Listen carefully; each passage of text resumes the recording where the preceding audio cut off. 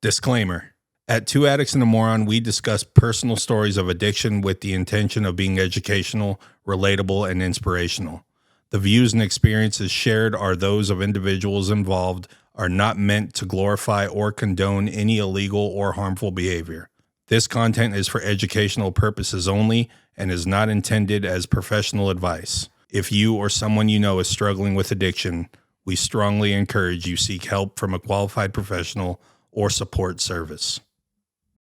Well, we are back to another episode of Two Addicts and a Moron, and I am so sorry, guys. You missed us last week. Yes. There was a good reason for that. I'm a father, and I was out of town. We had scheduling conflicts. Mm-hmm. So I'm a piece of shit. Mm-hmm. Piece of shit podcast guy and a good dad. Okay, dad. A dad first. I'm an all right. You know what I'm saying. Yeah. Anyway, we are back to another episode of Two Addicts and a Moron. And we have a very, very, very special guest. There's a big story with us and her. And I couldn't be any more excited to have her on. But ladies and gentlemen, Miss Abigail Jackson. Hey. Yay. It's been a long time coming. It is. I was in treatment this time last year. Yeah. I watched the episode where you talked about it. Yeah. And you cried.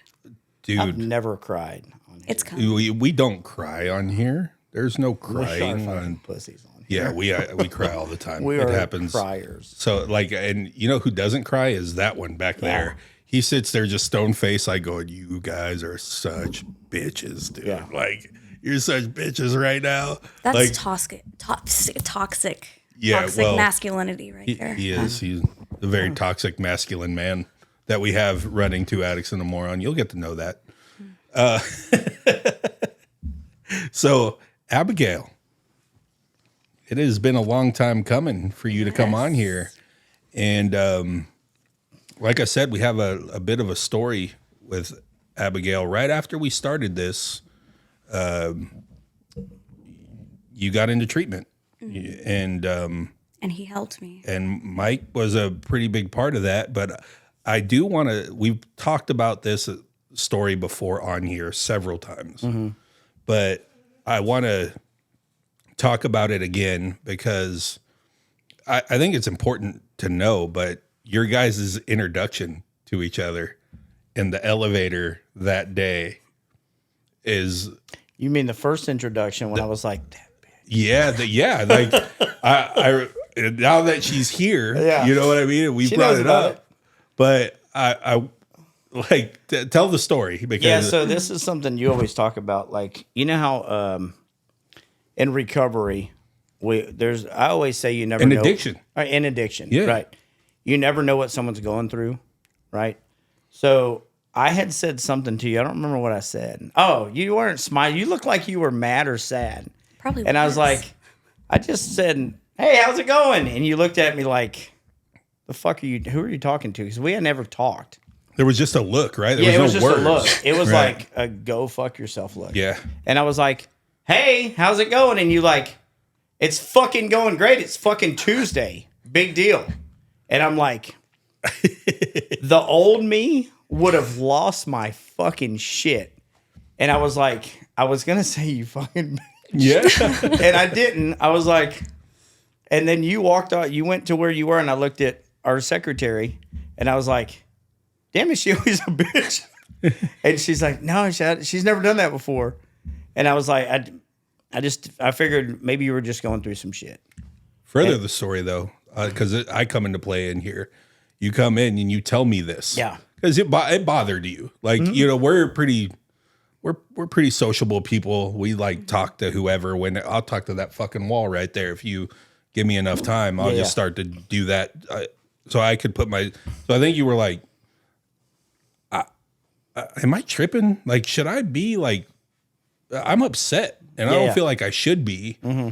And I didn't even really talk to you about it or talk you through it. But you it was one of those where you just needed me to be the audience for you, but you go, you know what, man, I'm gonna reach out and just, I don't know what she's going through, Yeah. and so that then you go do that, you reach out, Yeah, I teamsed you. I messaged you. and then I don't even think you even remember, like, you're just like, oh, I must have been just going through something that day. Oh, did you message me a different day? Yeah. I messaged you that day and you didn't respond back for like 2 days. It's like, this chick really doesn't fucking like me. yeah. And then you messaged me back and he's like, oh yeah, I don't know what I was going through that day. I'm sorry. And that was that. I don't know. Scratch that. You didn't say you're sorry. I would never. Yeah, you would never. I You were like, wasn't. I don't know what I was going through that day, but my bad, whatever. It wasn't an apology. And then you fast forward to probably like a week. And maybe a little bit longer than that. There was a little bit of time, and we would occasionally talk in the break room. And I remember you mentioning that, like, oh, there were quite a few sober people working with us. And at the time, I hadn't relapsed yet, and I was coming up on 3 years sober. And yeah, so I did that. That was all me. That attitude in the elevator. Yeah. And then shortly after that was the next elevator situation. Yeah. Yeah. We'll get there. Oh, I'm so sorry. No, we're gonna get there, but the point was at the time we had just started doing this. Yeah. We had just started coming in here and filming and stuff, and I know it definitely in a very short period of time changed my perspective on things, and I can only imagine it did the same for you. Maybe not so much because you were already involved in the recovery community, but I know that got you to react in a different way, and because of your reaction, I think this ended up being, one of the first people after doing this podcast that we might have helped out. You specifically, just kind of took the reins and made all that happen. Well, really, that's something you used to always say is like, if I would have reacted a different way the first time, that you and I wouldn't have gotten to have the friendship that we had. Like, if I'd have been fucking bitch, you'd be like, whatever. Are we going to correct each other now? I'm white trash to the fucking core, okay? I'm not going to say a lot of shit. I still say you're instead of you are. Yeah. You know what I'm talking about? Yeah. You don't use apostrophes, right? I didn't know that was such a thing. I literally thought you're covered all the bases. Oh, somebody skipped fucking third grade, I guess. Like, covered it. And I thought you are covered all of them. Yeah. Yeah. Just you are. Didn't even have to spell it out. But he used to always say, like, if I would have responded a different way, that we wouldn't have got to the friendship that we were, to where you was comfortable enough to reach out to me and we'll get to that. But well, I think it's a good time to bridge into it. Let's go. So, DOC. My drug of choice is heroin and cocaine. Okay. And how long were you in the struggle?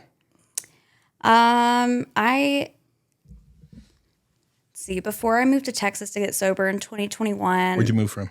Mississippi. Oh, goddamn. Shout out Mississippi. Hey. Yeah. There's a lot going on there. Tupelo. So much. I just know Jackson. That's where you're from, right? Yeah, I grew up right outside of Jackson, so like same county in Clinton, Mississippi. Okay. Yeah. And I moved here in 2021. It was August 31st, and I came out here for treatment. And before that, I had been using consistently for about 8 years, and I was 20 at the time.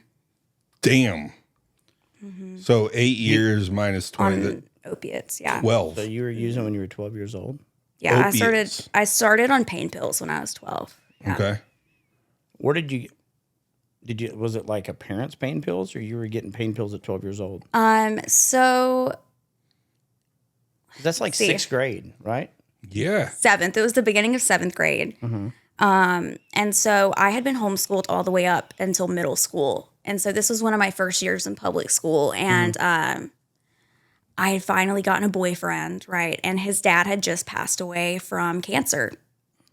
And he just had an excess of pills and was like, hey, I take these sometimes. They make me feel good. Do you want one? And I said yes. And then I just took them.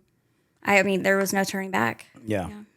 I started taking pain pills before I ever even had a sip of alcohol. Really?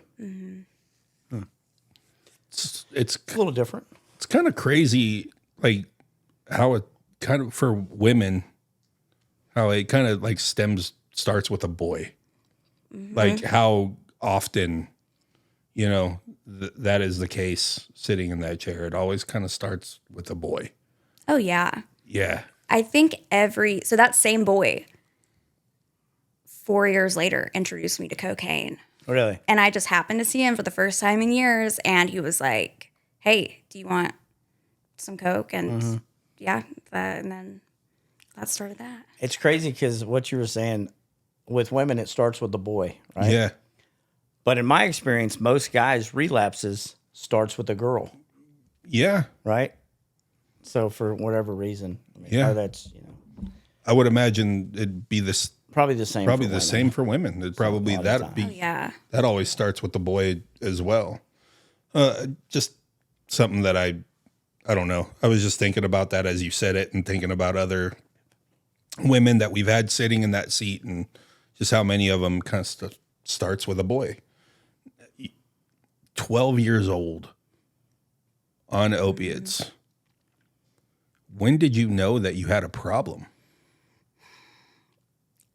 Well, I was in denial for obviously a very long Yeah, time. for sure. But you're doing opiates, so you're probably going to figure that out the hard way, I would imagine. Yeah. So when I was about, I don't know, by the time I was 13, 14, I remember I would get dope sick. And it took me a little bit to figure it out. Like it was probably like the first time I thought I had the flu and I was like out of school for a week. Yeah. And then the second time I was like, oh, okay. And then I had figured it out and just started, I just felt I had to have pain pills all the time. I knew that it was not what everyone else was doing. Like I knew I had to hide it. Like this is not normal. I party correctly every single day, and everyone else is only partying on the weekend. Yeah. So, and I knew to hide it. I guess I didn't really start accepting that I had a problem until I started shooting up when I was 18. So. Because I always felt like, oh, it's fine, it's whatever. Like even when I first like started getting into harder drugs, I still was like, oh, I can stop whenever I want. Yeah, well, Even the though I goalposts couldn't. moving too. Yeah. You just keep, I won't do 18 things. Yeah, there's You- 99 you- things I won't do for drugs. And then After a year, fast there's forward- 80 things I won't do for drugs. Yeah. And then at the end, there's like 3 things I won't do for drugs. Yeah. Yeah. So can you, I mean, what was it just you were comforting your boyfriend, your little boyfriend at the time, or were you trying to cover up something on your own too? Was there something going on that? I had a very sheltered childhood. So my dad was, at the time, he was a Russian Orthodox priest. Whoa. He is not anymore, obviously. Yeah. My parents are divorced now. Yeah. And my parents were teenagers when they had my older brother. Mm-hmm. And then they were 20 when they had me. And so we like moved around a lot from family. And I had a lot of, I guess, untreated trauma. Like there was a lot of sexual abuse in my childhood with me. And I know for sure one of my sisters. Yeah. So Damn. that was definitely, I always also felt, everybody says this, I know, but very out of place. I always felt so out of place and like I just never belonged anywhere. And And I mean, I was the fucking weird kid when I started going to school. Like, my parents had 5 kids. My mom drove a rape van, like one of those giant 12-seaters. Like, the brown one with that said free candy on the side. It was maroon, but yes. And you know, my dad was a priest. It was just, we were pretty poor. We didn't have a lot of clothes. I would only have like one pair of shoes at a time, kind of thing. Like, I just felt, and we didn't like grow up I didn't grow up in like a wealthy part of, I mean, there isn't really a wealthy part of Mississippi. You're in Jackson, Mississippi. Yeah. So, I mean, it wasn't wealthy, but I always felt like I stuck out. And so, it was the first time that I was like, that I felt like I could breathe. It was like I'd been walking around holding my breath my entire life. And I could finally like shut off the switch in my head. Yeah. It's like you found yourself. Like that's how I felt whenever I first started like doing drugs. It wasn't that I ever felt out of place. I never felt that way. But like drugs made me be able to, I haven't always been so outgoing, especially talking to females. Yeah. I was always like real nervous about talking to females. But if I had some GHB in me or something, I can definitely talk to anybody. And that was what it made me feel like. So I think this is universal between and normie too. Normie here, Sydney. But I think it's universal, men, women, addicts. And I think I've said this before, but there is a need to belong. Mm-hmm. And I think that even still exists in the community that you guys are directly in and me indirectly in. But, you know, the community is kind of what gets you through in the sense of belonging.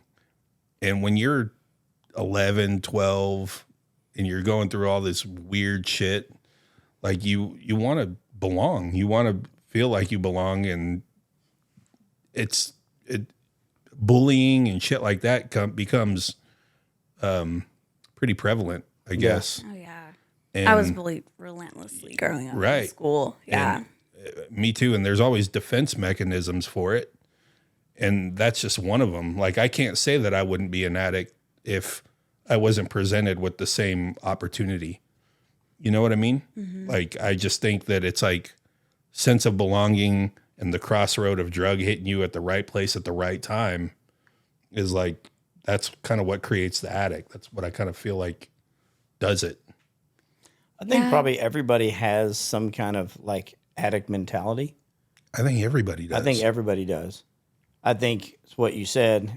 The opportunity comes with the drug, the right time, right place at the right time. Place, right time. It's like, fuck it, I'm in. I'll do it. And then once you feel that different feeling, because like I tell anybody, like I will never sit here and say I hate meth, because I love drugs. That's the reason I can't do them, because they make me feel different. They make me feel a way that I've never felt before. Now, once I start doing them consistently, it takes over my entire life, and then I'm fucking picking up a lot of pieces. But it was, you know, I think everybody has that addict mentality. For sure. Just some people just aren't presented with it the way that we were at 12 years old, or whenever we were going through a hard time in our life. You know?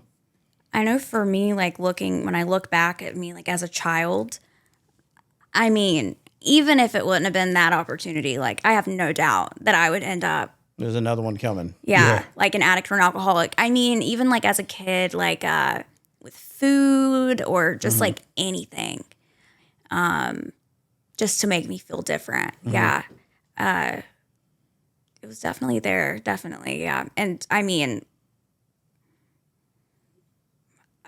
I don't know. I think there is sometimes there can be like a genetic predisposition also. Yeah. I'm not saying this to be like, I don't mean any disrespect, but I do feel like it's all mental. And like for a 12-year-old kid, you don't have the tools to be like, I am depressed. I have this trauma. I need to work through that.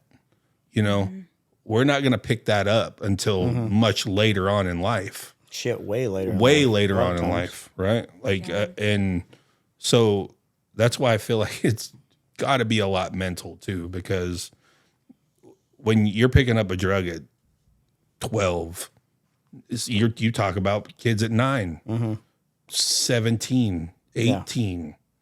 It's like you don't know that you're depressed, anxious, don't belong. You don't know all of it. You don't know what you don't know. Right. So it's easy. Hey, I found this other thing. It's like candy. Food, sex, drugs, whatever it is, you know? I mean, it's just kind of, I don't know why I'm like figuring all this out a fucking year and a half into doing this thing and or just saying it out loud. No, it makes a lot of sense. Like I think about my daughter, right? She's 9. She's almost 10. And when I hear people in the rooms talk about how they did their first drug when they were 9, and some of them did their first drug with family members, like mom, dad, things like that.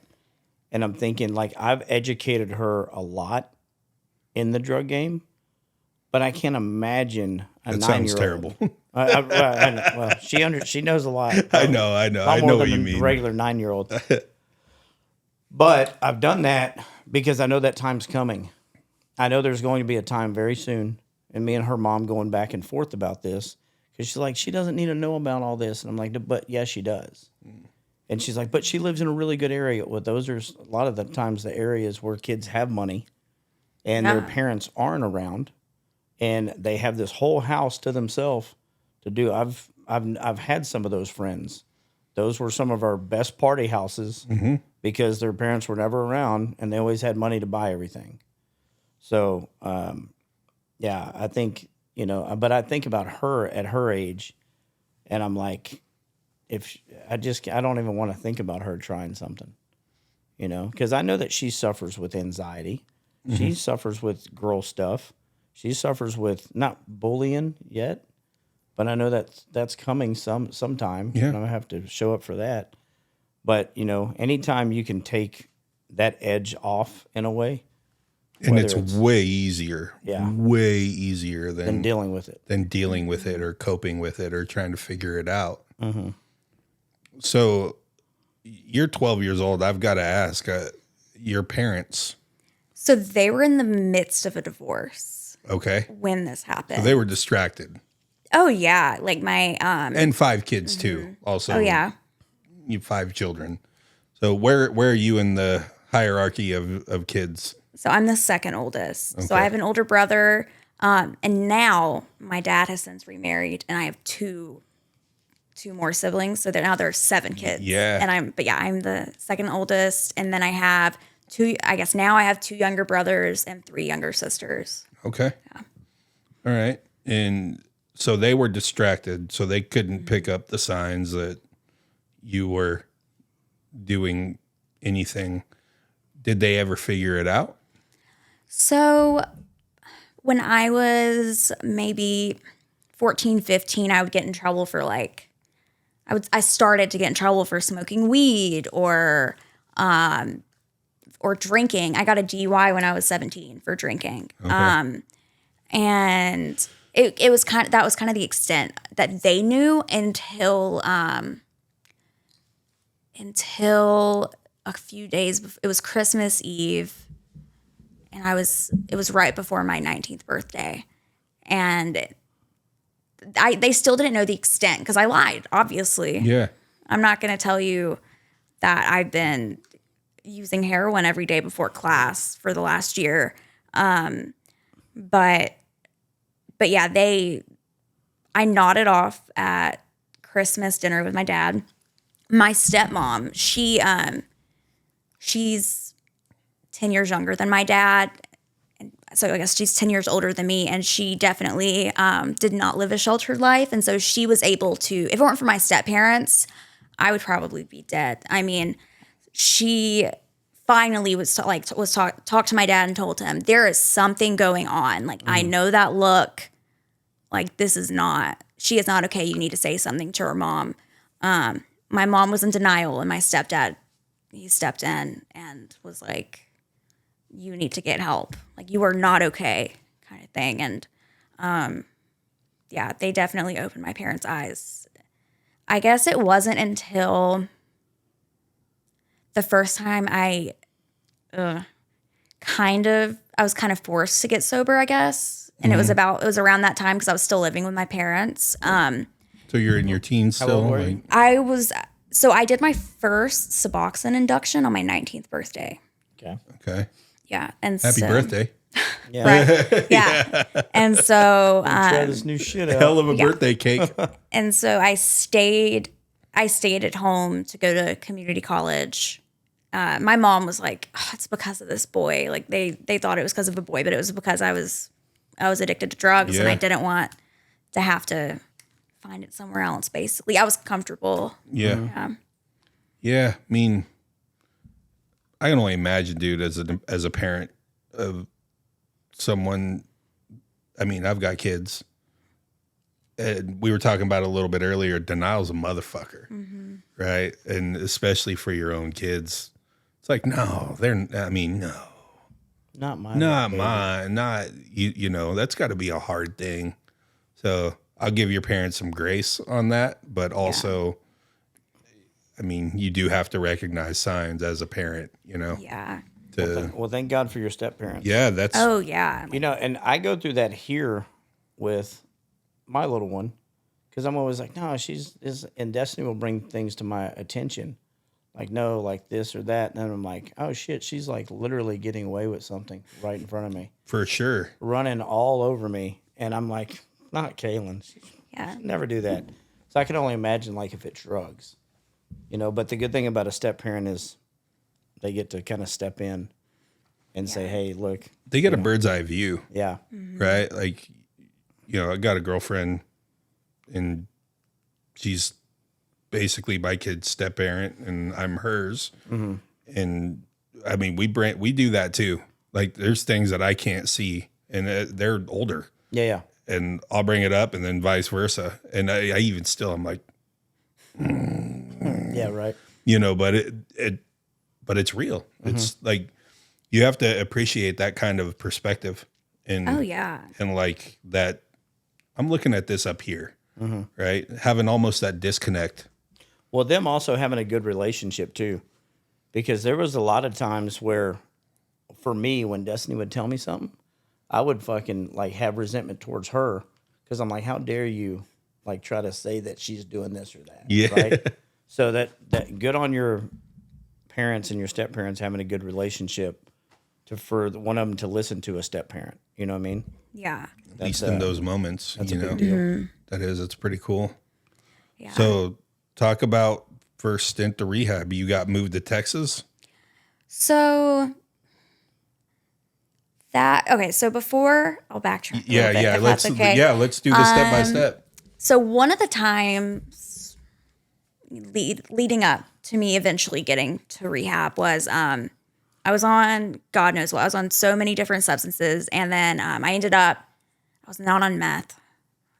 I ended up And you were staying missing up for out. five or six nights, and I had psychosis, and I No went to the shit. mental hospital, and that's when I started the doctors knew I was a drug addict. Yeah. I was a fucking liar. I'm like, blood test is wrong. No way. Yeah. No way. Yeah.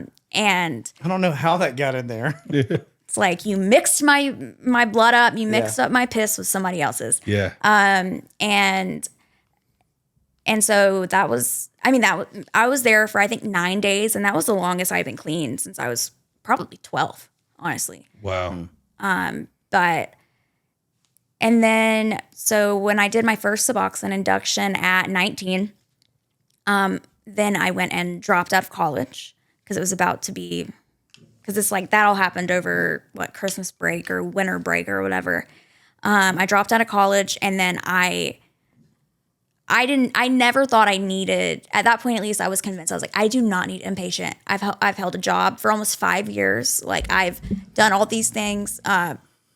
I'm fine. Like, I was paying the bills I did have. I mean, I was a kid. And so I did outpatient. I did 3 different outpatient programs and got kicked out of every single one of them before So finally outpatient, going. for the people that don't know, that's when you just go for a few hours a day, right? Yeah, so You show up like at 8, then you leave at 3. And or this some is shit. rehab that you're doing? so they call it IOP, so intensive outpatient care. So Okay. I want to say it was 4 or 5 days a week, and it was like from 8 to I don't know, 8 to 2 or something like that. Yeah, and so I did that. I went to the first one I went to twice, and then ended up going. No, I'm trying to think. Yeah, and then the third one I also got kicked out of, and yeah. Okay. So, and that was forced upon you. The outpatient, yeah. I mean, me living in my parents' house was contingent on me staying sober. And except for one of the times, every time I got kicked out of outpatient was because I could not pass a drug test. So, or I would pass it with flying colors. And then there would be none of the MAT medication in my body either, because they also tested for that. And so then I would get kicked out for using somebody else's pee. I would have I'm trying to think. He was in. Sorry. I'm talking. I know. I'm fucking this all up rude. right now. I'm No. so sorry. I had my younger brother, which at the time he must have been like 11 or 12, piss in a water bottle. I was waiting for you to say he's 5 or 6. Piss in this bottle. No, the for me. first time I had him pee in a bottle for me, he must have been 8 or 9. Oh, man. What'd you tell him you needed to piss for? Did you were just honest with him? Yeah, I said I'm smoking weed. Oh, Yeah. okay. And then later on, I would ask him for piss, and he would go, "Oh, well, I have weed in my system. I can't fucking pee in a bottle for you." And I would go, "It's fine.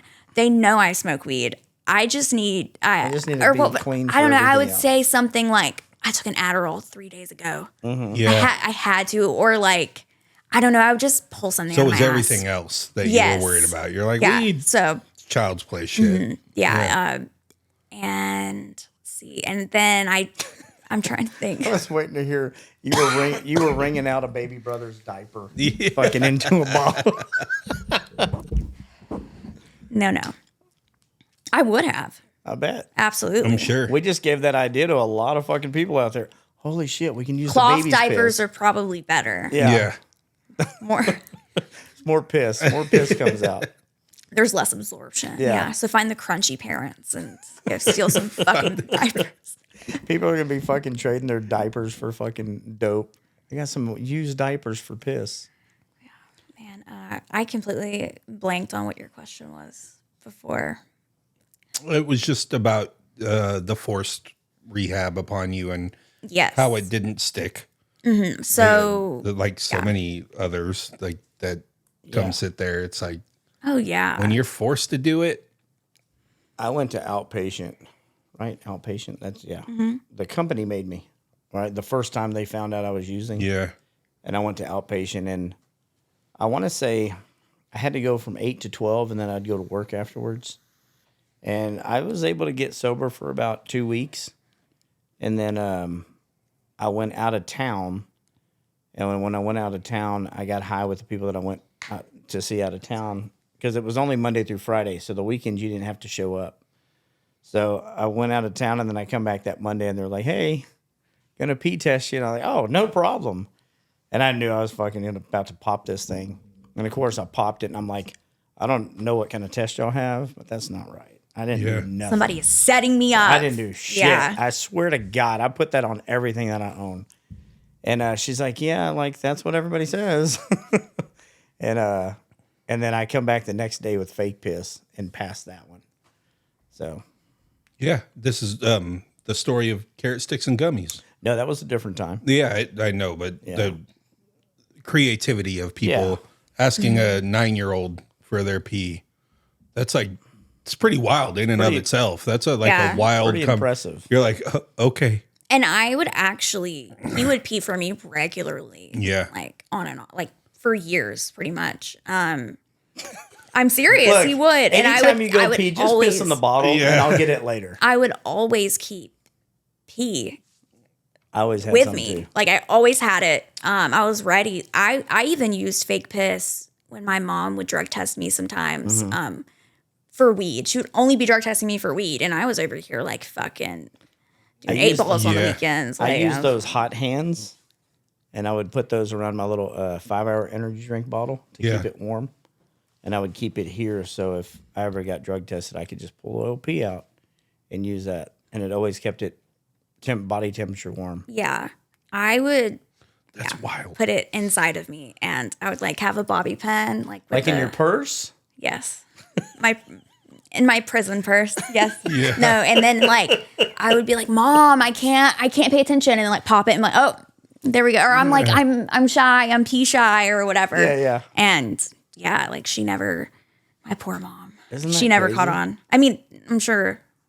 Well, So she you would doesn't put know. it She inside does your now. prison purse. Yeah. She's gonna know now. Yeah. Yeah, I She mean, probably won't be shocked at all. I met you one time. hi, Abigail's mom. I was talking about you the other day. My mom goes, "Who is this Mike guy?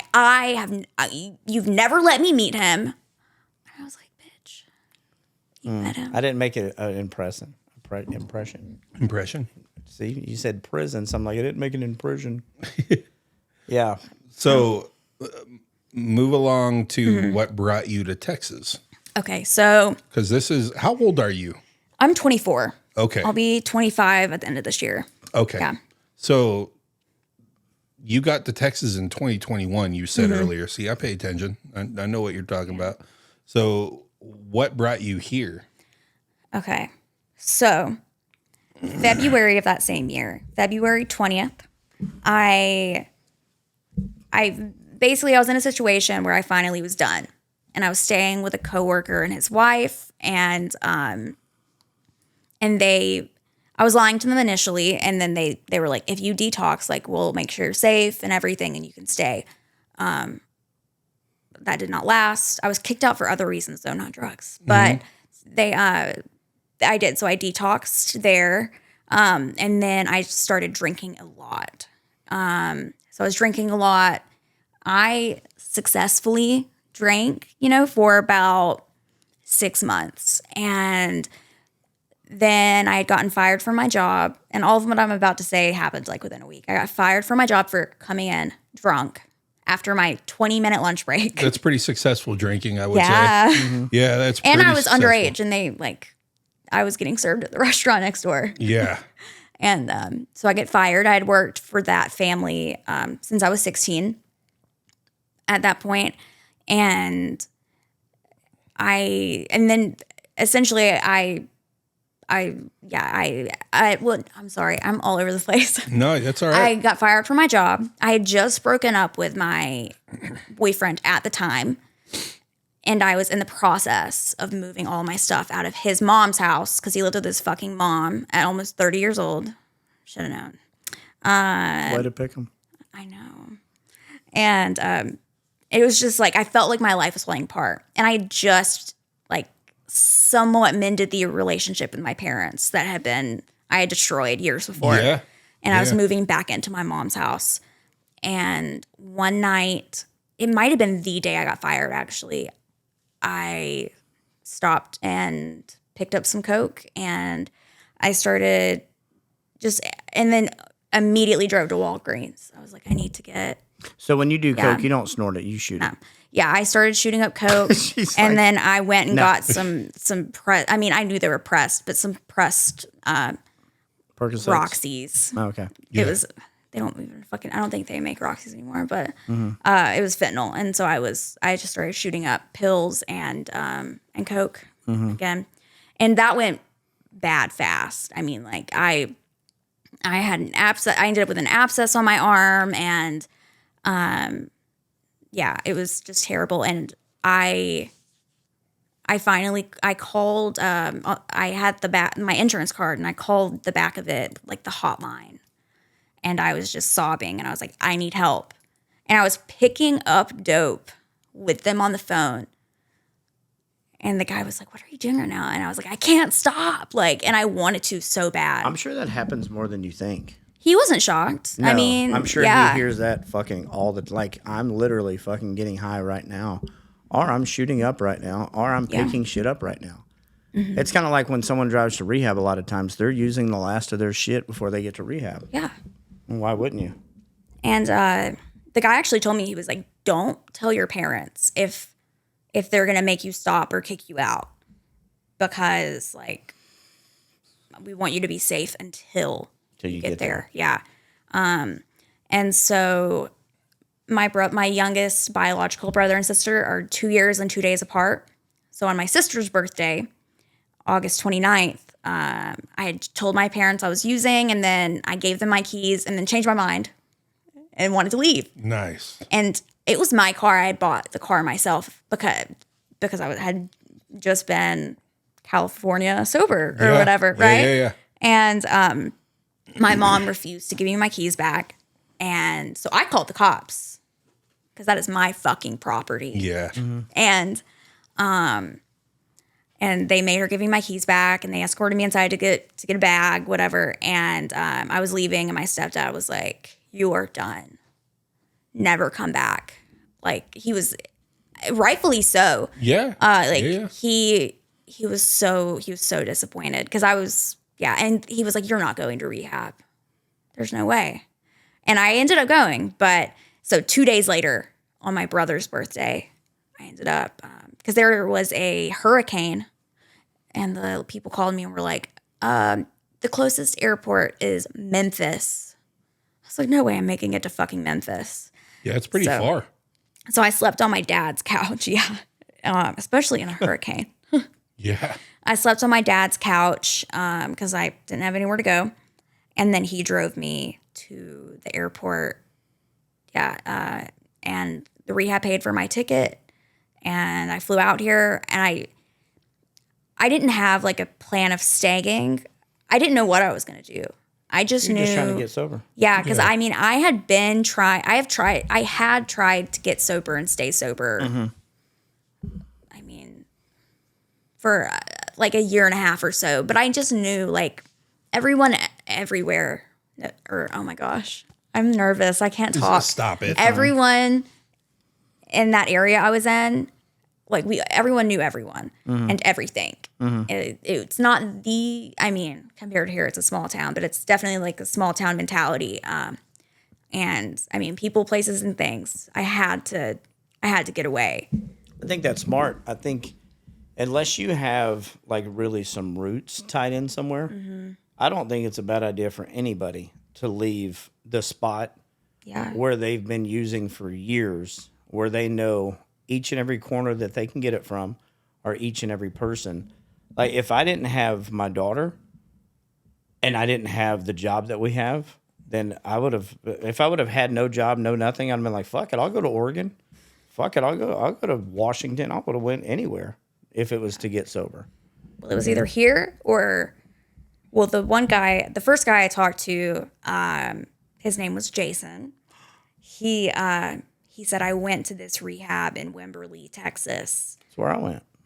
This is where you need to go." The second person I talked to, his shift had ended, and like it was later that day or that next morning I talked to, they were like, "Oh, we might send you to California, actually." And so Jason had given me his cell phone number, and I called him, and he was like, "Fuck no, they are not ruining this for you." Like, and so he made sure I made it to Texas, and I did. So. And yeah, at that point, like I thought I had, because my parents, I mean, I doubt they believed I'd be able to stay sober. I think they wanted me to, but I had just said that so many times, and Can't blame him. No, absolutely, yeah, I can't at all. What do you think the odds would have been if you would have stayed in Mississippi? Oh, for you to get sober? If I would have stayed in Mississippi, especially in that area, I mean, I probably would have died. Yeah. Or ended up in prison. Yeah. Yeah. Like, I think definitely. That's why it's so important for people to make that decision. Some people that, if you don't have much going on for you here, fuck are you here for? You know? Even if you do, I mean, it's your life. It's your life. Yeah. Yeah. That's true. That's good. I didn't have a job. I didn't think my family was ever going to talk to me again. I mean, you just left your 30-year-old boyfriend's mom's house. That's right. You know, it's fucking. check that one off. And I needed a fresh start, Yeah. basically. It's amazing that you had that foresight at fucking 20 years old. 19 years old. 19, 20 years old. That, I mean, that tells you how fucking doing it from 12 to that point is, I mean, how much that'll knock you to your knees that Oh, yeah. you make a grown up ass kind of Decision.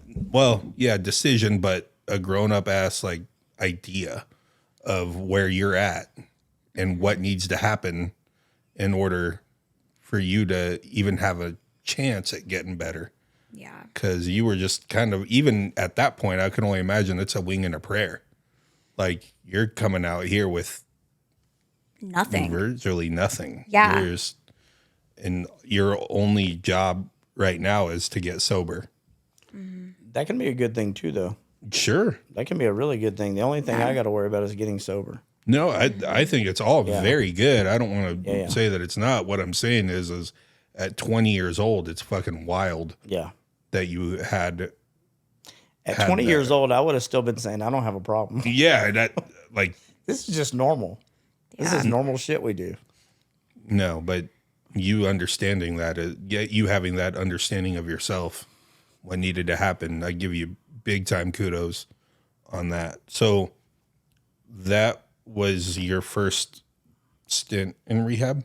Yes. My first, it was inpatient. I was there for 25 days. You're My trying first. it on Yes. your own. Yes. Yeah. Okay. Was like a full, it wasn't a half-ass attempt. It was like, I'm doing Well, you this. also wanted to go this time too. Right? Oh, It was yeah. your This was a decision. want to. This was That's your a choice. huge deal too. Like we have so many people come in, and the times that they were forced to go, I was forced to go. I didn't want to go. I had to go.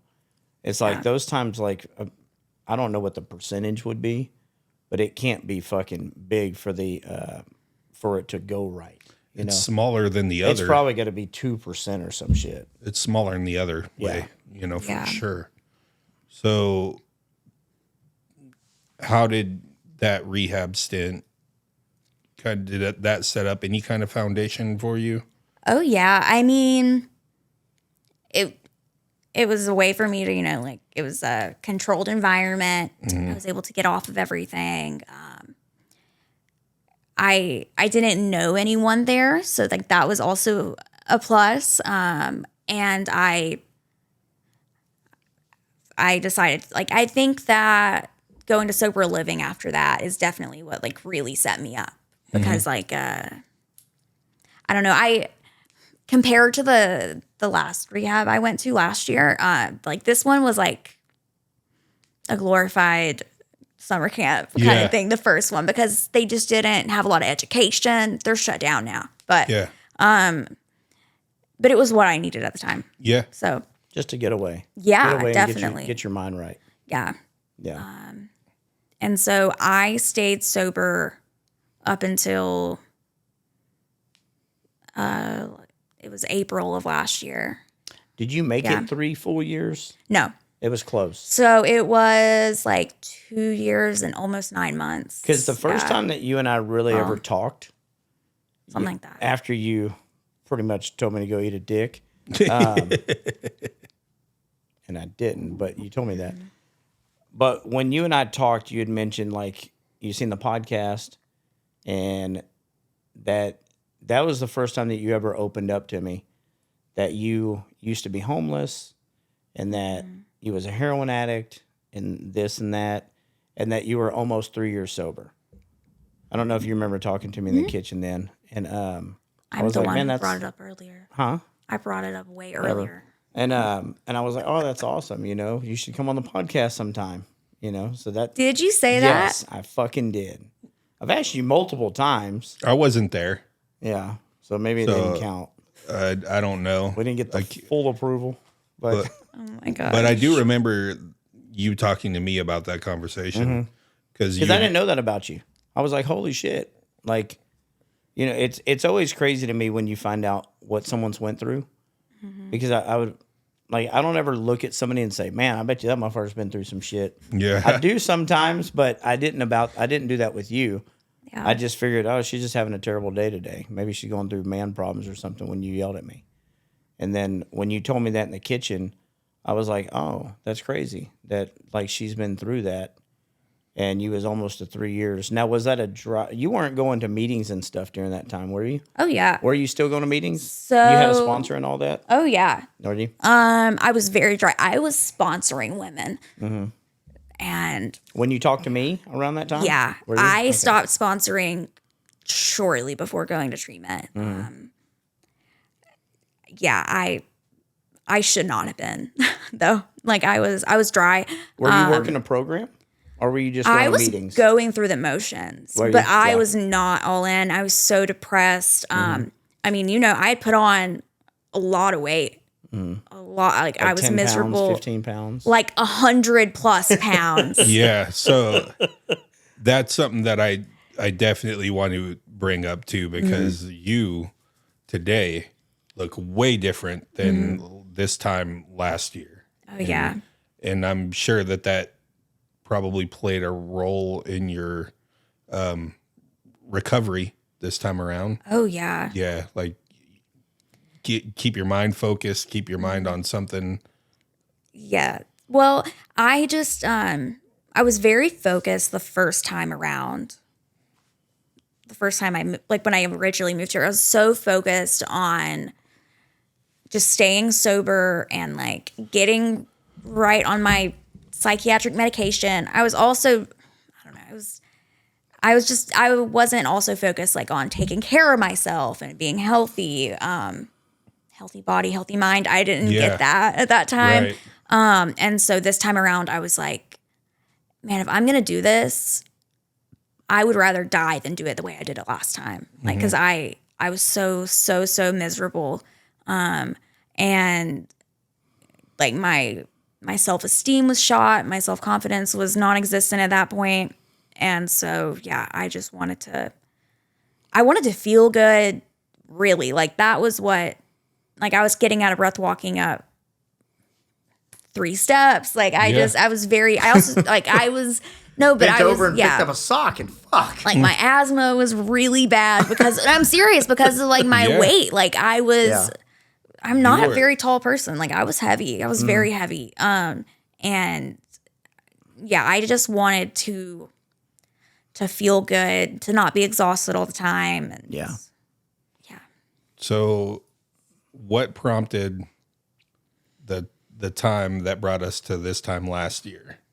Okay, so when I went to sober living, a little bit after I went to sober living back in 2021, I met a guy in DAA.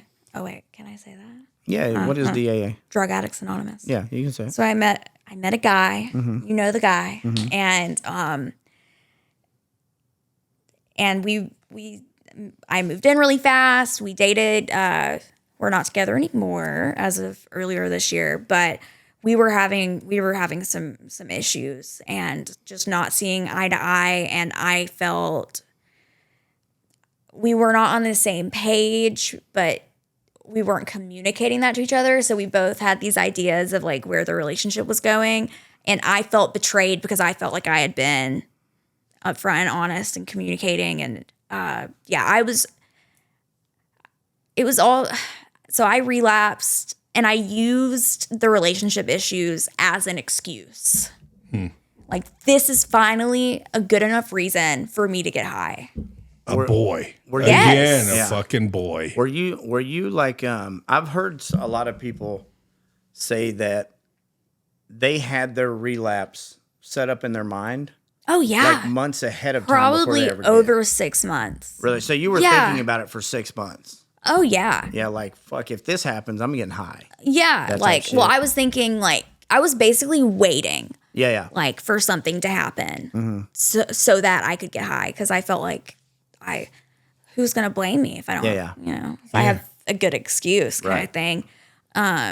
So it was a long time coming Mm-hmm. for sure. Like I was dry for like probably close to a year, if not more. Really? Yeah. Yeah, just going through the motions, really depressed. Like I just was not in a good good headspace. I was miserable, and I was making everyone around me miserable too, like my coworkers, my partner at the time. Being assholes to people at work. Yeah. Yeah, being a dick to Mike. Yeah, that was Mike, great. all I said was, So hey, nice look of you. good I today. feel like my Fuck armpit you. fat is showing right now. Shut up. So, Justin. so all that was happening, and then just the opportunity presented itself, and you were like, fuck it. Let's go. Yes. I went to a vape store down the street from work, and they had like those, what is it? Like the synthetic, Kratom. Yeah. no, the marijuana. THC. Oh, yeah. And it's like, Delta 8. yeah. So I started using that.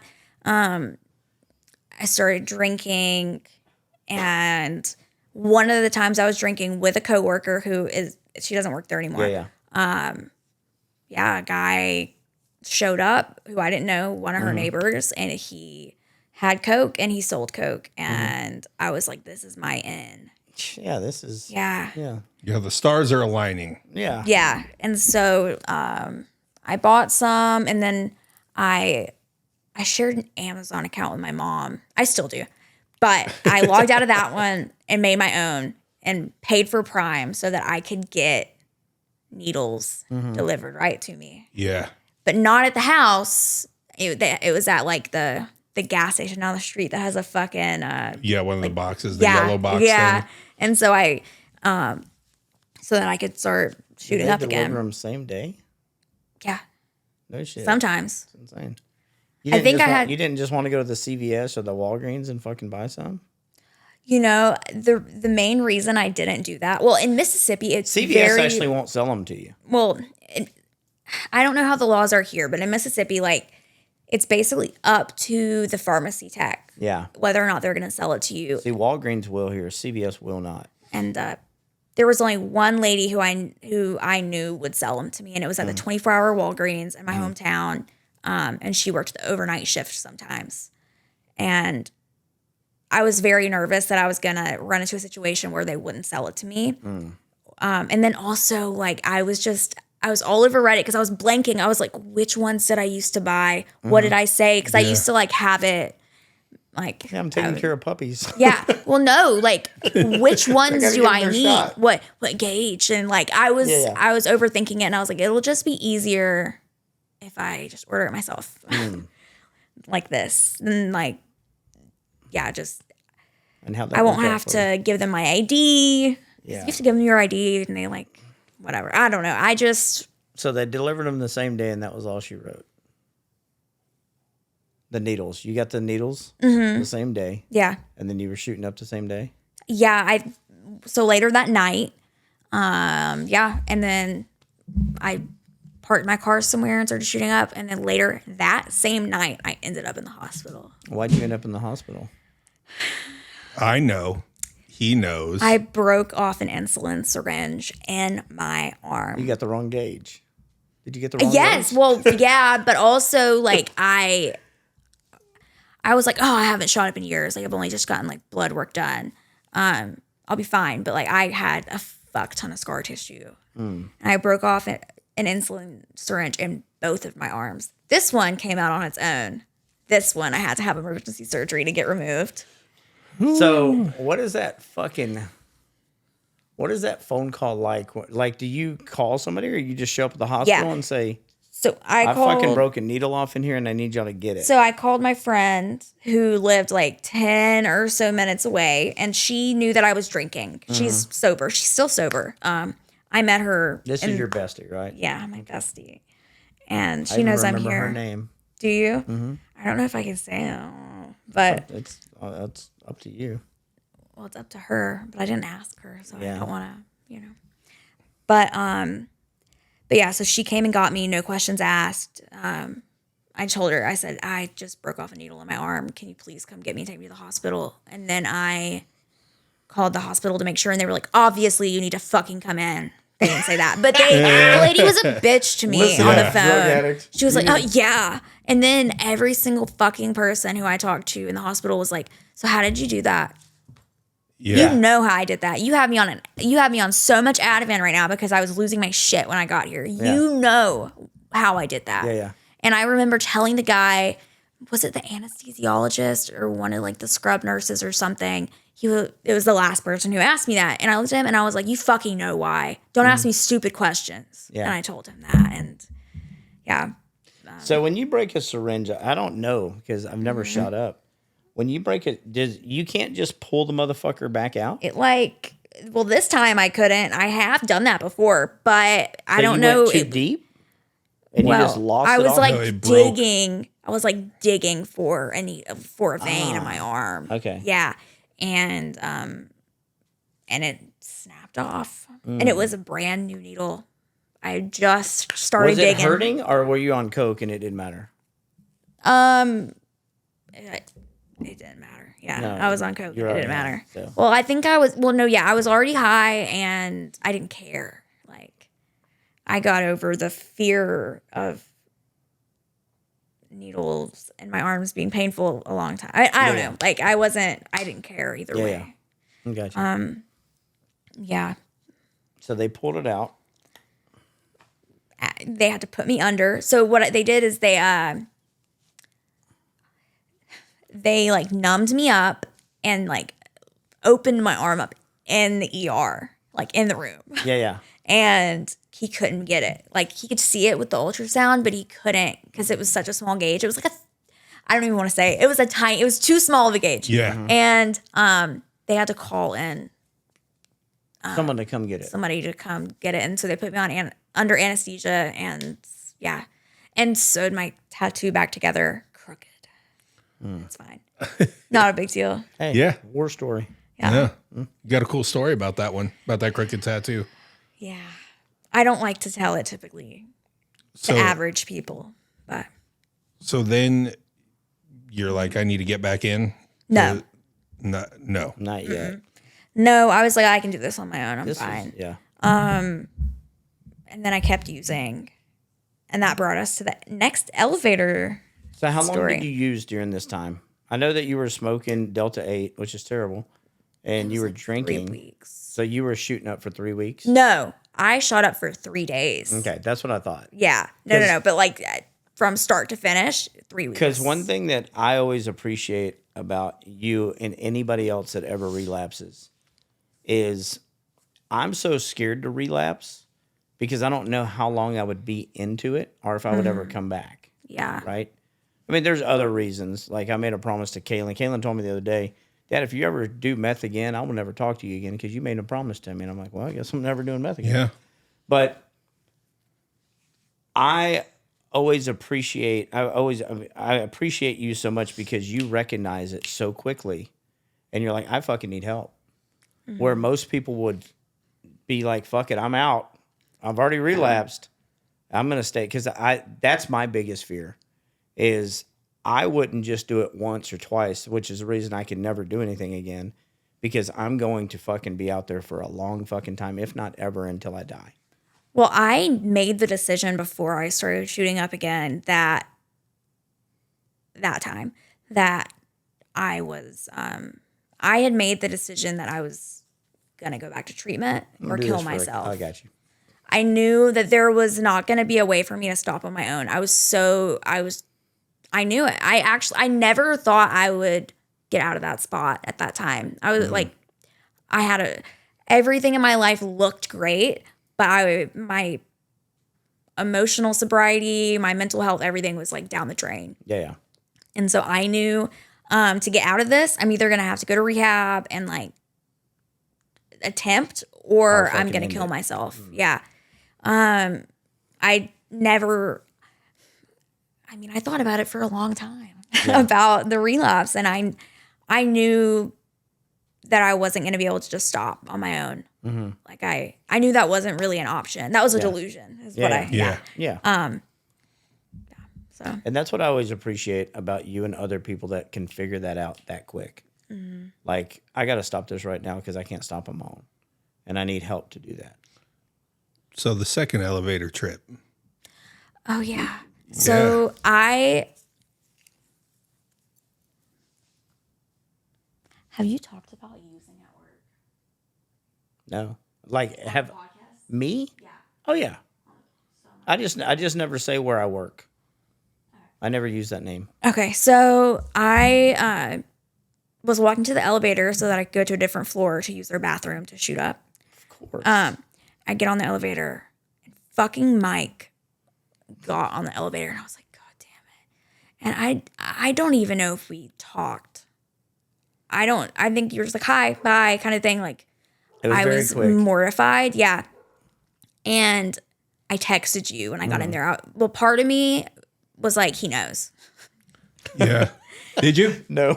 And then the other part of me. I didn't want to stare at her in the face because fucking she might tell me, what the fuck are you looking at? No, we were friends at that time. Yeah, but you can Wait, switch did you? up- But you you can- knew about the surgery, yeah, and the Yes. relapse already Yes. before, like when I was still like the week that I went back to work after surgery, right? Yes. Okay, so I was like, he knows I'm using again, is what I thought, but also, When I you mean, it say was a surgery, cry you for talking help. about when they pulled the thing out of your arm? yeah, I knew about that. and you knew about that before I went back to treatment, right? Like I had Yes. come back to work. Okay, so it was like that few days, less like it, or a week or whatever. Hold on, no, I didn't know. You actually told me all this in one go. Oh. Yeah, Great. I didn't know. Oh, okay. So when you So, told me, I don't when know. I you think I seen just me on the thought you knew. elevator, you assumed that I knew. Holy shit! Well, I was also tweaking. Yeah, Like I and was you were- also Yeah, fucking coked up. yeah, and then you texted me. Go ahead. Yeah, I texted you. I don't remember what I said. He said, I need help. Oh, yeah. I need help. I've been using and I relapsed. Did I tell you that did I say I'm getting high right now? No, you didn't tell me that. Okay. I would have been like, what floor are you on? No, you, and then that's when I found out about you breaking the needle off in your arm. Because we talked for hours. I talked to you for Well, fucking. then we talked. Well, I texted you and ended up going back to my desk. And then when I got off work, I picked up more drugs and then called you. Yeah, and that's when you told me about breaking the thing off in your arm because we talked for like 2 or 3 hours Yeah. on the phone. We talked for And a I was minute. getting high the whole time. Yeah. And I was cheering you on. Do it. Do one for me. No. But yeah, so you were the one of the first people. You were the first person that we used this podcast to help find you a rehab, find you somewhere. And I didn't know how to really do it because we had literally just started. Yeah, we And did not know what the fuck We we were didn't doing. know, and I talked to Moron about it, and I was like, you know, I remember the one thing I asked you is, do you think you can quit on your own, or do you need to go to treatment? And you said, I absolutely need to go to treatment. And I said, are you going to go to sober living afterward? And you say, I don't know. I just know that I need to go to treatment. So I made some phone calls for you, and I know that you had insurance, right? I think it was your stepdad's insurance, right? Yeah. It's a good stepdad. And I made some phone calls for you to a guy that I know and to a woman that I know. And then somehow I thought you had found the place on your own, but I think it was the woman that actually found it for you and linked you up with that place. So, yes. Well, she had mentioned it. Miss Karen. I'll say it, Miss Karen. Okay, I 'cause wasn't love sure. Miss Karen. Yeah. Miss So Karen. I want to say she suggested it. She was like, if you don't go to like the place she was at, or wait, no, the one she was at the time was only like, It was only for mental health, kind of. well, also it wasn't inpatient. Like I couldn't have gone to detox there, basically. I don't think they Yeah. detox there. So she suggested it, and one of my other really good friends, she came over to be with me while I was calling rehabs and crying, and she brought me Sonic, and yeah, I cried and ate mozzarella sticks, and she called one of her friends, and her friend was like, I can't remember if she said she had a sponsee or if she had gone there or something. She was like, I highly recommend this place. I think that you should at least look into it, basically. And I think she had looked up numbers, or the friend who I was with at the time, she looked up the phone numbers, and I don't know. Yeah. It all just kind of fell together, and that's where I ended up going. Yeah, because we did a podcast that day after I talked to you. And when I sat here and talked to you and I talked to Jay Klein, and I was like, I have a friend that needs help, and I don't know what to fucking do. Yeah, it was a topic. Like, Yeah. I mean, back then, the way I think we might have had a podcast about it. We didn't say your name. we didn't say your name or anything, Yeah. it was just kind of a situation, right? Yeah. Because And- I reached out to Taryn, because Taryn's always the guy Yeah. that I call. Anytime someone needs rehab, I always call Taryn. And then Miss Karen is the other two. Well, Those are the two that I always reach out to. when we started doing this, it was topic based. It was like, I'm like kind of, No guests. Yeah. yeah, I'm kind of like scripting the way the conversation's going to go. Not script it, but like questions. And this is what we're going to talk about. So when your situation came up, it was like, that's a great fucking Topic. thing to talk about, right? Like, Yeah. there's got to be a lot of people in that same situation all the time. So we talked about it at the round table for a little while, and like, it was just a lot of advice, basically, on you. Did you know it was me from work? I did, and I'll tell you that now because I know you a little bit. But at the time, Mike was like, "Look, don't fucking say anything." But he really needed to talk to Oh someone yeah, no, that's about like what was happening, and I was able to sort of put it together and piecemeal it myself based on the first conversation. Like, what the fuck? Like, like he was like, dude, that girl Abby just fucking lit me up. It's and then and I was like, ah. So then fast forward to the needle in the arm and you opening up to him before that, saying that you had a past with addiction, and so yeah, I did.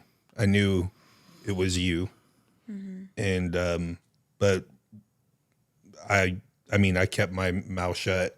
I was just curious. I'm not. Yeah. I wasn't. I'm not gonna be like, fuck you for telling him a year ago that I went to rehab. The only other person Nobody's that knew supposed to know. from work was our lawyer. I won't say her name on here, but she helped me too. Oh yeah, it because I talked to her.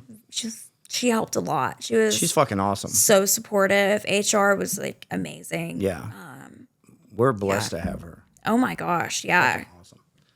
Awesome. Yeah, But yeah, that's how it all came about. And then what was awesome about that, I think we did this on Saturday and you were fucking there on Monday. Like you were there quick. Like you didn't fucking play around. Yeah. You were there very quick. No, I was there I was supposed to go. They gave me like a time frame. I think the earliest I could have gone was like Monday evening is what the detox told me, because I had to go to detox first as a formality, even though I hadn't been using for long. I was there. I was there on Tuesday. Yeah. Yeah. I used Sunday and Monday like to pack. I talked to my stepdad and asked him to tell my mom. Yeah. I just got all my ducks in a row. you were there Made Tuesday. sure my bills were paid and everything. And yeah. Yeah, and then I wrote you when you was there. I still got your letter. You like called up there to see if you could put money on my books. I didn't fucking know. Like you could put money on my numbers when I was in rehab. I thought I was acting like Yeah, she's in didn't you go to prison like a and shit. fucking state paid like it's You based. never know. You got to buy vapes and shit. I didn't know if you had any money. I was trying to help you out, dog. Yeah. Well, I was very, very fortunate. I was able to like keep my job, so I had money. I had saved up a decent amount of money, and I was able to pay for myself to go to treatment this time. Yeah. Which I was actually, that's what the other thing that impressed me when you got out and you told me like, I was like, do you need any money? Do you need help with anything? And he was like, no, I've got everything taken care of. Like you did really well for yourself, you know? Yeah. Like, dude, I start using my money's going to go quick.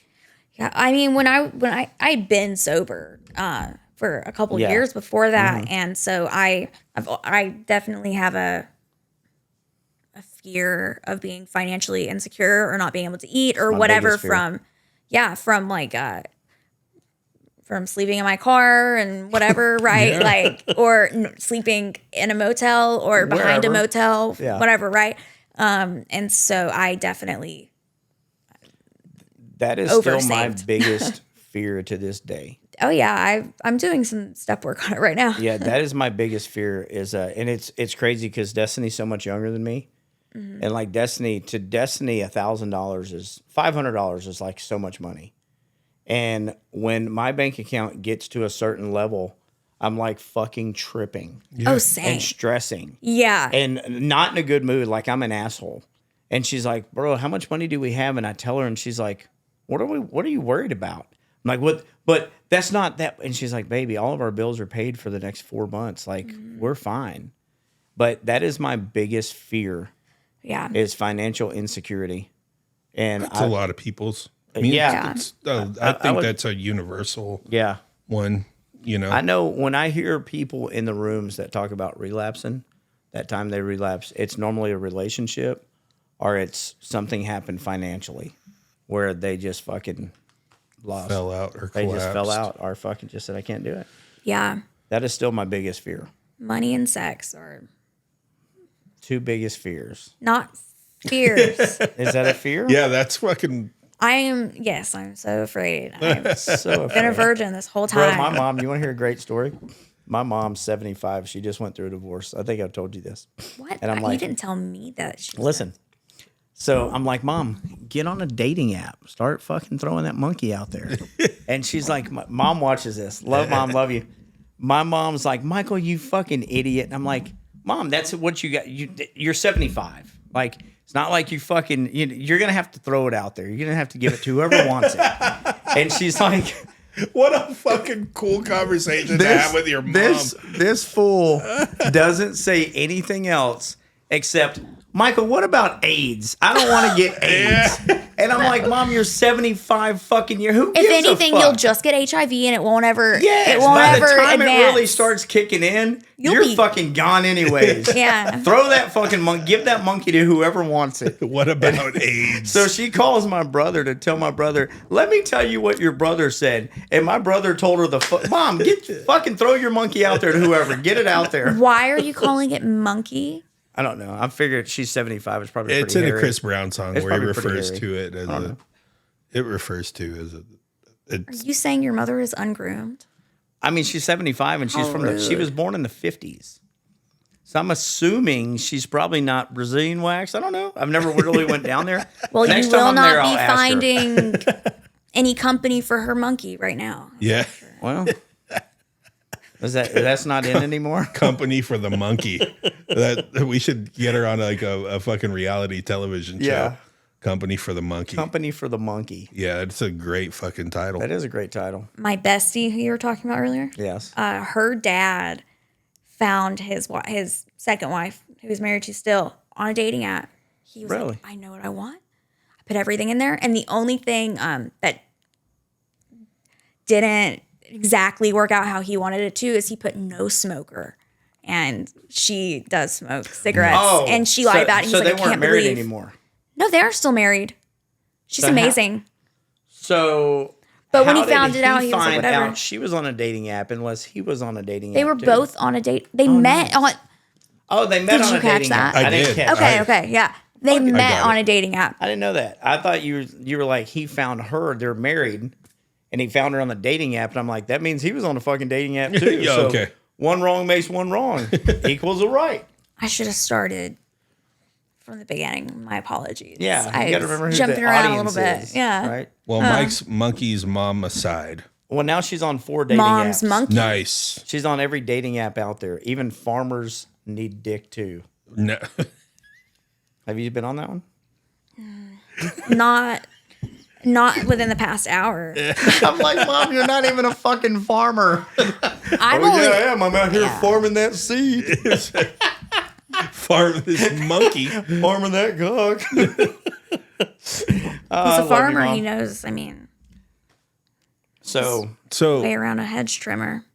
I think you and the letter you wrote to Mike was probably the first time we ever cried on this podcast. yeah, Or had an Stop. emotional moment. Yeah, it really still have was. It was still have it. We should put it somewhere. that was pretty heavy when you writing that letter. Yeah, That I was- remember writing it. Yeah. I mean, I wouldn't not even just getting into treatment, but like afterwards, like you let me stay with you for a little bit. After sober living in between where I live now, and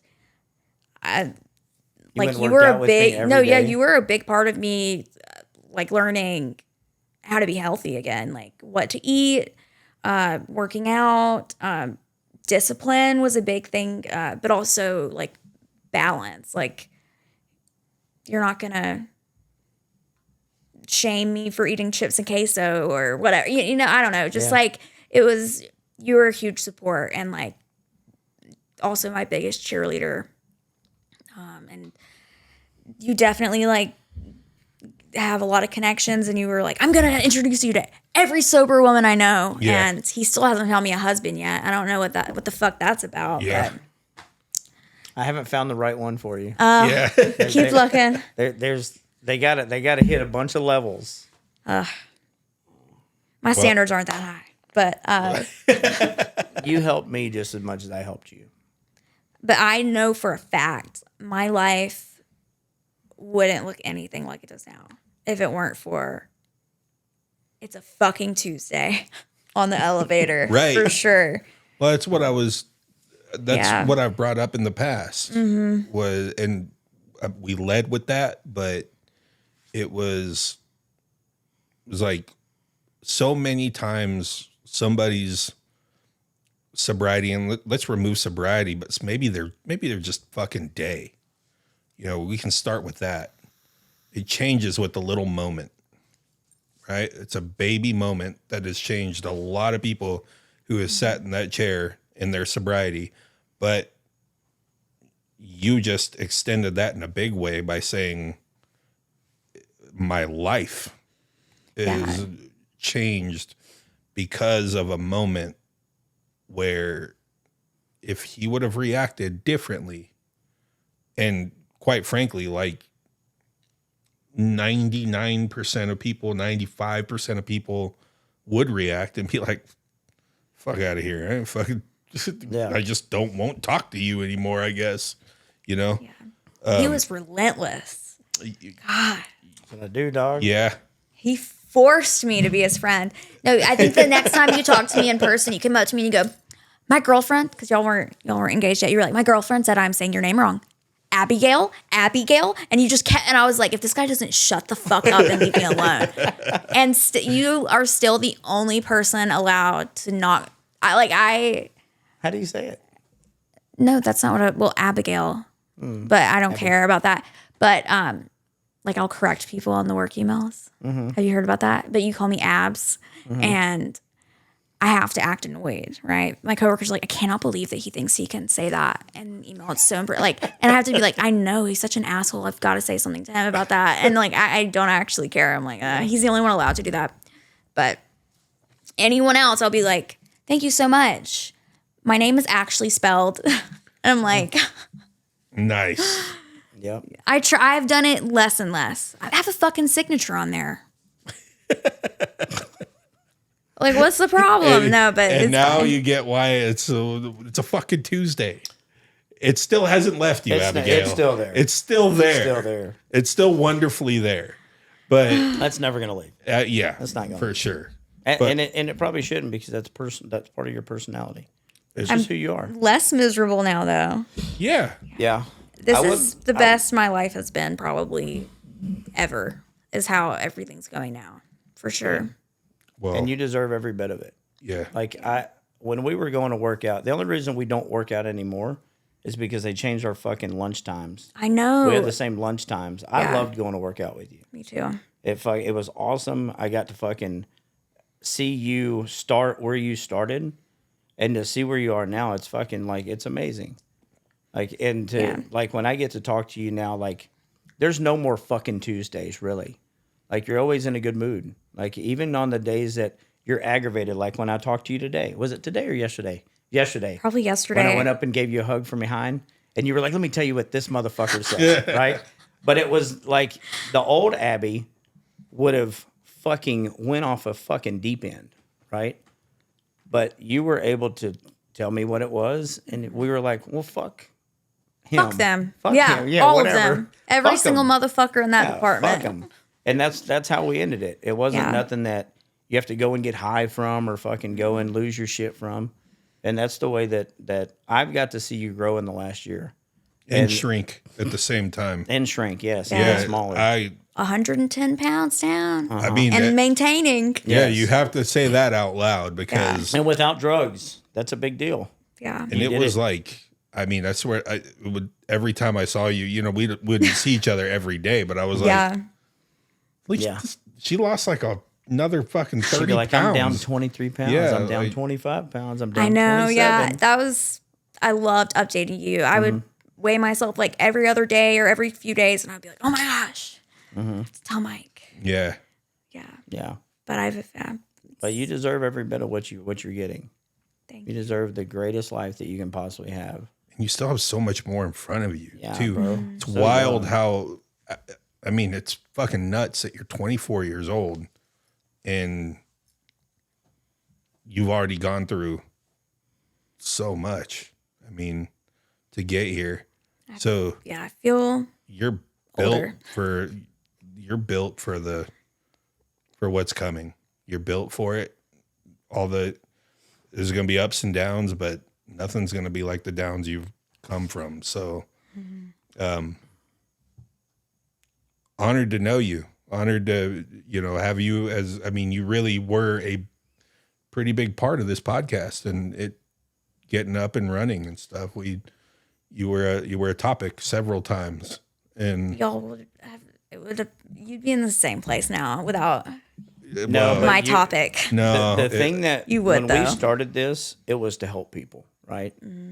And you were the first person that we could legitimately say, like, holy shit, this thing can help someone, right? And that we were like, for you to have the trust to reach out to me, even though you thought I was hot, you thought that I thought you were high as fuck, but for you to reach out to me and let me know what you were going through, I was honored to get that text message. It was an honor. It was like fucking, like I cried when I got the text message. I didn't know what to do. I didn't know what to do for you, but I knew that we were going to help you any way that we could. So, and I love you. You're my bestie. You know, I don't say that lightly. I tell everybody at work that's my best friend up here at work. That is my homegirl. That is my number one. Yeah, that is ruining my reputation of being. Yeah. So well, thank you so much for coming on finally. I'm honored. Yeah. You've been I can't you've believe been- you had to invite me and not him, though. first of all, like- I invited her fucking No, 18 times. No, seriously, though. Yeah. It's definitely an honor. No, it was the honor is all ours, and we've been trying to run you down for a little while to do this. And the other day, it was funny when it kind of came together last minute. It's total Two Addicts and a Moron style. You're like, still haven't asked me to come on, and we're like, you know what? Fucking tomorrow. We're doing it tomorrow. And you were like, and all probably shitting your pants all day today. She called me last night. And he declined it. It was rang taking a like shit. once. I should've- told you that. You should have answered. She's like, "Wow, I you know. declined me so," and I said, "Well, I can call you back. I'm taking a massive shit right now." yeah, I really was. I was taking a bad shit. yeah. And she calls, and I'm like, "Decline." And I'm texting her, and she's like, "Wow, you fucking declined me." I'm like, "Bro, I'm taking a shit right now." But she texts me. She's like, "Hey, so do you really want me to come on, or was you just?" I was like, "No, I've wanted you to come on ever since ever since you went, and ever since we wrote each other a letter. I wanted you to come on. I knew that you were coming on one day." I was checking that I wasn't stepping on any toes. I wasn't trying to be like to invite myself on or anything, or I just wanted to check. Like, You're looking at the three bosses right here. And you're This is it. and there's also this, like, I say it to everybody who comes and sits on the couch, but for you, I'm going to extend it even more. You never need an invitation to come here. Like, I you still have a key. You still have a fucking key to yeah, this you house. can invite yourself on here anytime you want, because like I said, you were a part of this in the early days. You really were. It was a big part of us having another topic to talk about that probably helps someone else. So anytime, any place, you never need an invitation from us. You can barge in that door anytime you want. There's an open seat for you anytime you want. And we're just going to need you before you leave to sign the wall. Okay. Make it official. Got to take some pictures. Kegel. Yeah. Hey, sign it, Kegels. Like, just do that. You taught Mike something new, and he blew his mind. It was hilarious. You taught Joe something new, too. He's Googling Kegels right now. Yeah. He's doing the workout. I was wondering what you were doing. Well, ladies and gentlemen, thank you, Abigail. Abs. 2 Addicts and a Moron. Love you, Seth and Joe. And we recently lost a coworker. Yes. Daniel Arlikowski. Just thoughts and prayers to his parents. Yeah. And family. And his son. And his son. Everybody. He's a good dude. He's a really good dude. He was so during my addiction, we didn't have anywhere to go one Thanksgiving.